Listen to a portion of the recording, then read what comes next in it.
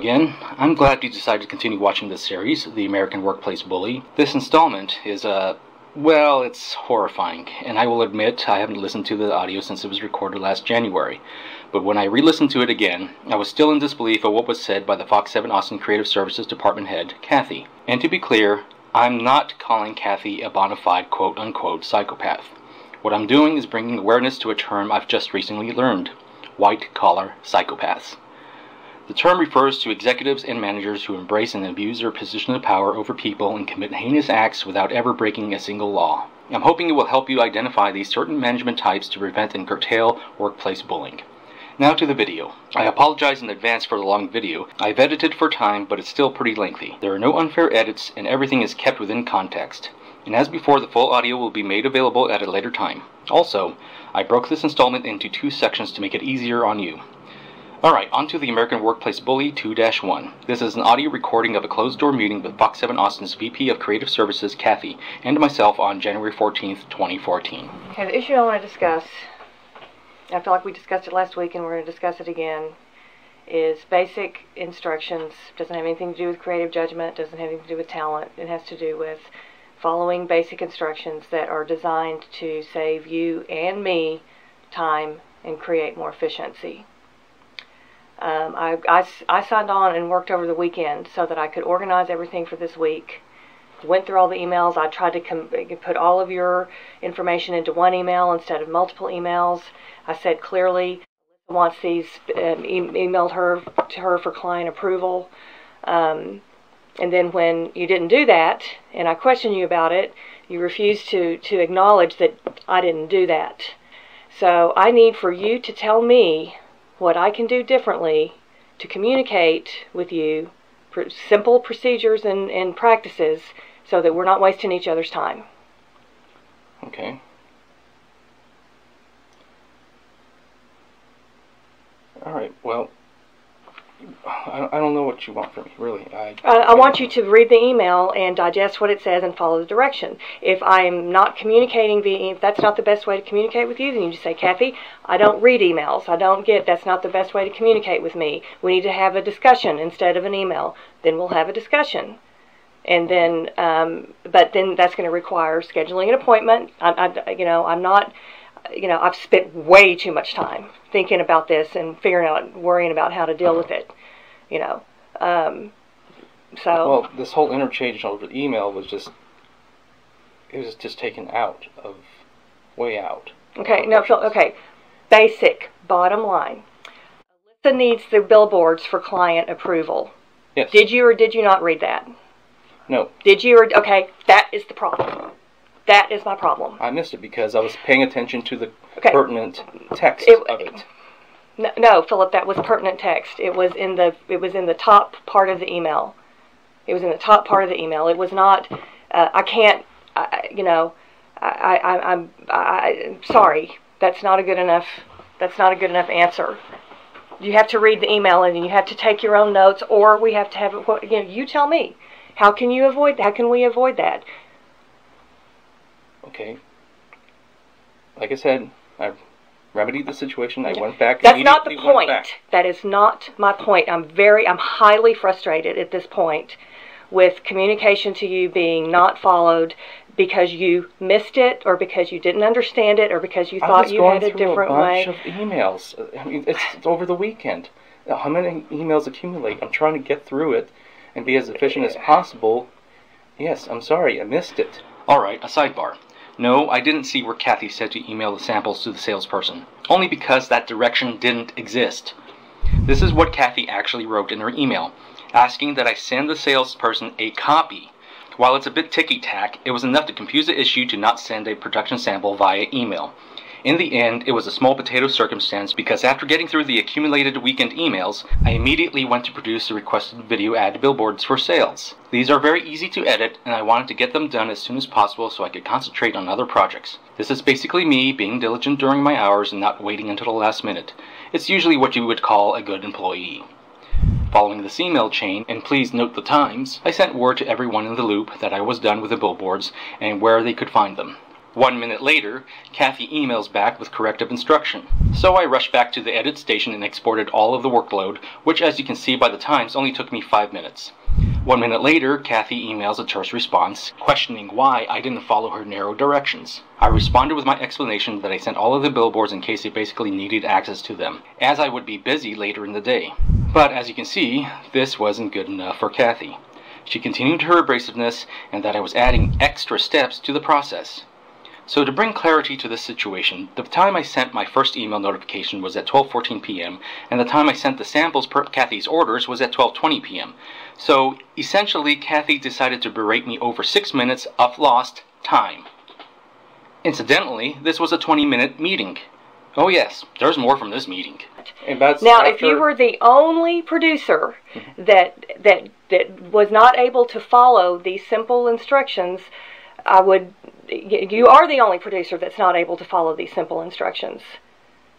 Kathy, this is a molehill you're making into a mountain. No, it's a pattern that's diminished. It's a pattern of not following simple procedure and direction that is beginning to take a toll on my time and is causing you to be less efficient, which is a bigger issue in your performance altogether. So I'm asking you how to better communicate these details with you so that I can ensure that you read it and you follow the instruction. It's very simple instruction. And I need to be able to communicate it to you in a way that you're going to be able to read it and digest it and understand it, ask questions if you don't understand it, and take efficient action on it. I need you to tell me how that needs to work. A quick note, Kathy was previously discussing other incidents that are basically redundant, so a couple of portions were skipped for time. A lot of the things you're just making wrong assumptions. For one, I will point out to when I asked you if you wanted to proceed with the edit. Just the edit only, because you said you were doing it anyway. So I said not to do anything until I had got back to you on the... But you also said you were doing it anyways. So there's confusion I there. said, here's the... That's why I was following up with you, and you came back. That's a problem, Kathy. You are unapproachable on these things. You always bite people's heads off. And that's why people don't come to you. And that's the issue. I can't. Okay, are we going to speak for the whole department again, or do you want to start giving me examples, and do we want to start that again, Philip? I can't approach you sometimes, because see how offended you are right now? I can't even approach you with anything before you bite my head off. What I did, remedied the situation, you pointed it out, and I ran back to the station. I exported them out, and on top of that, it was nothing off me as far as getting all 4 of them out. I mean, I was there, might as well just export them all. Show some initiative just in case they wanted the other ones. Because you also mentioned, you also asked the other salesperson if you don't know if she wanted it or not. Then I would expect you to ask, hey, did you hear back from Carly? Does she need them too? And from that last line, you can see how any answer you give to Kathy is going to be a wrong answer. It's almost as if Kathy expects a producer to be clairvoyant and know exactly what she's thinking. Based on what you've heard so far, I don't ever want to get into Kathy's mind. But that's not the point. The point is that I'm giving you direction that you are not that you're missing, and I am extremely busy, and I am certainly too busy to be sitting here having this discussion with you about this issue. But to me, it has become a big enough issue that we need to have a discussion. And when you sit there and say everybody's afraid to talk to me because I bite their head off, then do we need to go to HR and have another investigation into me and how everybody thinks I'm biting their head off?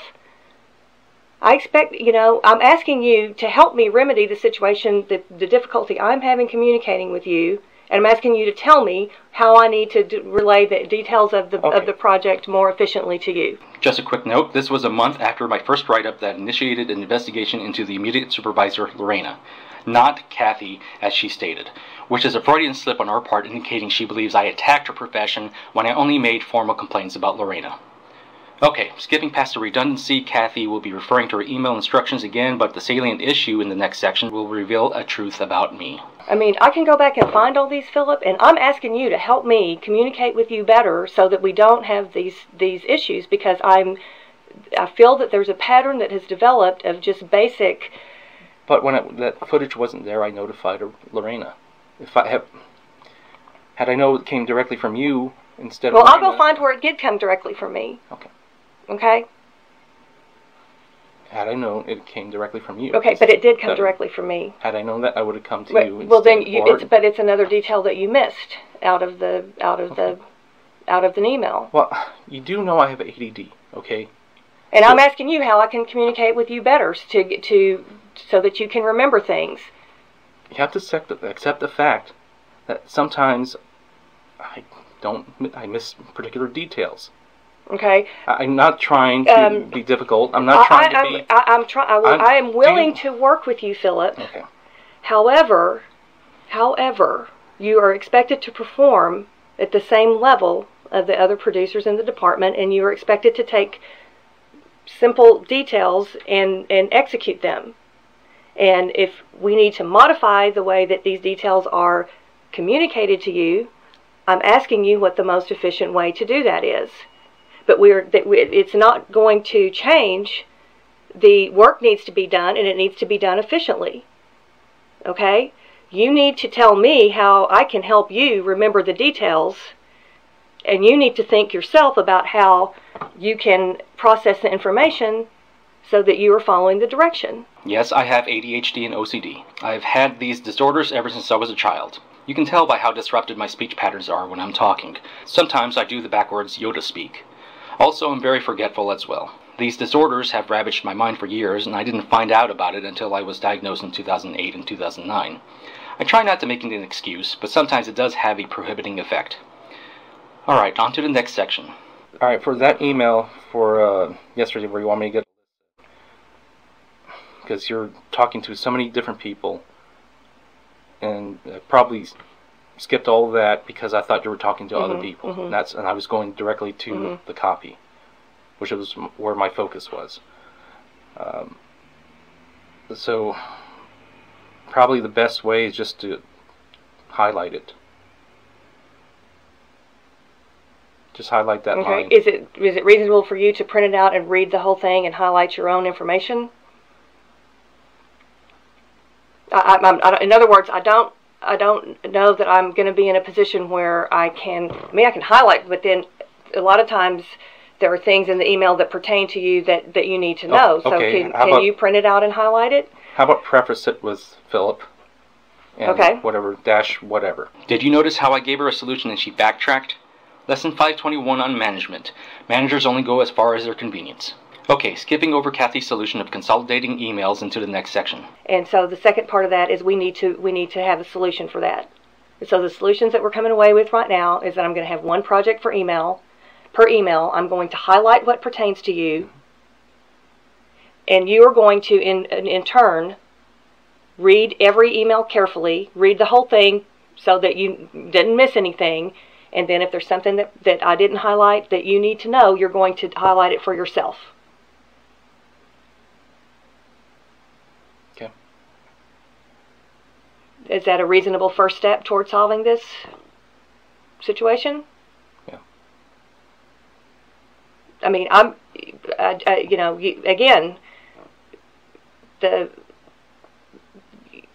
regardless of what your situation is, regardless of anybody, everybody has to perform at a certain level of productivity.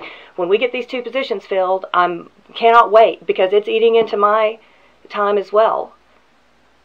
But unfortunately for now, and I've assigned you what I feel to be the simplest, most straightforward productions, except for breaks, that we are using to cover for sales. Yeah. Okay, and I answer emails efficiently. I answer them quickly. So when you say I'm unapproachable, sometimes when you walk in the door, I can't stop everything I'm doing and pay attention to the issue. But when I get an email, I'm pretty good at answering it in a fairly timely manner. Oh yeah, did I forget to mention? What Kathy is raking me over the coals for isn't my primary job. I was filling in for a vacated position. Alright, just let me tell you how I feel personally about the whole email interchange. Is that I thought it was doing good. I thought it was taking initiative, and you just... My issue was not with your initiative. My issue was the fact that you missed the critical part of the email about sending them to...